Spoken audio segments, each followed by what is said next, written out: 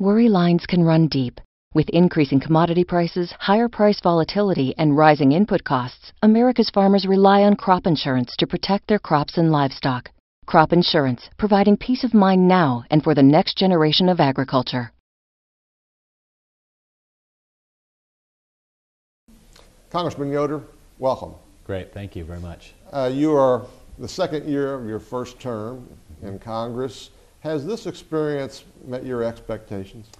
Well, it's an amazing experience to be a freshman member of Congress, to step on the House floor, to be part of one of the greatest deliberative bodies in the history of the world and debate tough issues such as our national debt and the economy, the health care legislation, these things that are so critical to the daily lives of every American. And to be part of that historic debate on these issues, to me, has been an incredibly enriching, wonderful experience. I consider myself fortunate every day to get up to have the chance to do this. And it's been just quite a whirlwind getting used to everything and getting my, diving right into the process. You are a member of a freshman class of Republicans that numbers into the high 80s, and many of them came to town to cut spending, cut up the government credit card, so to speak. How much success do you think you and your freshman GOP colleagues have had to those points? Well, we've certainly changed the debate in the course in Washington. The last couple of years before we got here, the debate was not about how much to cut, but it was about how much to spend to help the economy. The President pushed $1 trillion stimulus bill, big growing programs, healthcare spending, domestic spending, all these things growing up rapidly. We've been able to effectively slow that down, turn the corner, and actually get Washington dialogue away from that and towards cutting spending. In fact, we've seen several times throughout the last year the parties clash heads over cutting spending and come down even the brink of debt ceiling and different things because Republicans were pushing to get the federal government to live within its means, which I believe ultimately the majority of Americans want Congress to live within its means. They want to see us tighten our belts, work within a budget. Anybody can go on and spend as much money as they want, but it takes, I think, real leadership in Congress to find ways to reduce spending and make things more efficient. So in that regard, we are moving things in the right direction. This ship has been adrift for so long. In fact, in the last 50 years, there's only been 6 balanced budgets. So 44 of the last 50 years, they've gone over their allotted amount. And so this ship is so far adrift, it's going to take a while to get it back to shore. But we've got it pointed in the right direction. We're moving the ball, and we've been able to make some reductions in places, but we've got a lot of work to do, and we're very well aware of that we're just getting started. Why did Kevin Yoder decide to run for Congress? Well, I believe very strongly in public service. I think we all have an obligation to be involved and to give back to our communities. I grew up on a small farm in rural Kansas, and on that farm I learned a lot about hard work, a lot about our American values. And like many of us, I saw those values, those very American values, those Kansas values that built this country. I saw those being threatened in Washington, D.C. We're all sort of students of history. We've seen this country grow over the last couple hundred years, and it's gone from a country with very little in resources and assets to building one of the most prosperous countries the world has ever seen.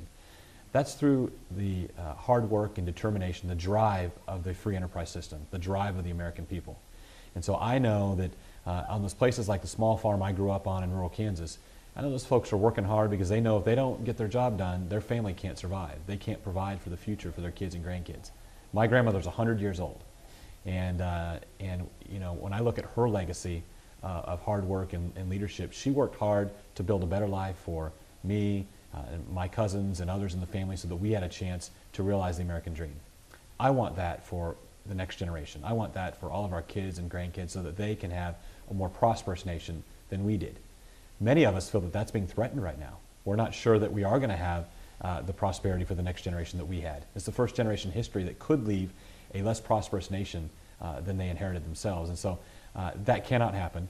And so all of us have a call of duty, and I felt called to run for office and stand up and call attention to these issues and use my voice and my vote on the House floor to try to fix the problems our country's facing. So given your farming background, do you pay attention to some of the ag issues that are discussed up here? I do, and the greatest ag lobbyist in my life is my dad, who continues to farm to this very day. He's got a grain farm, corn, soybeans, wheat, milo, I grew up we had a livestock farm as well when I was growing up. We had cattle and hogs and sheep and chickens, the whole thing. So I grew up with it, I've seen it, I understand it, I know the way of life.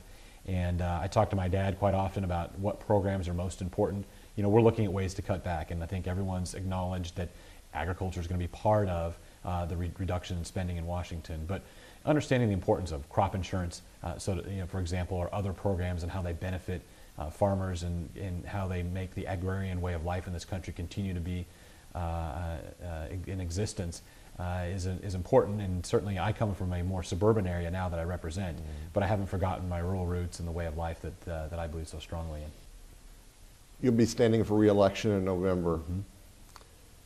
Is it different standing for re-election as opposed to actually running the first time?